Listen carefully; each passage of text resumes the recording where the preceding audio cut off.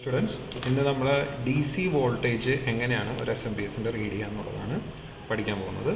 അതിനായിട്ട് നമ്മളുടെ മൾട്ടിമീറ്ററിൻ്റെ അകത്ത് ഡി സി വോൾട്ടേജ് 20ലേക്ക് സെറ്റ് ചെയ്യുക.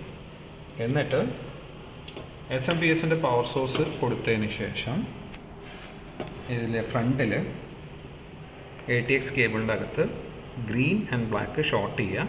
അപ്പോൾ നമുക്ക് ഫാൻ കറങ്ങുന്നതായിട്ട് ശ്രദ്ധിക്കാം.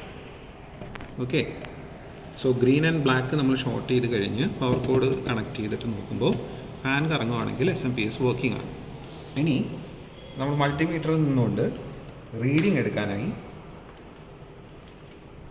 ഈ കാണുന്ന കണക്ടറിൽ ബ്ലാക്ക് വയേഴ്സ് പോകുന്ന 2 and 3 ഏതെങ്കിലും ഒന്നിലേക്ക് ബ്ലാക്ക് പ്രോബ് കണക്ട് ചെയ്ത് വയ്ക്കുക.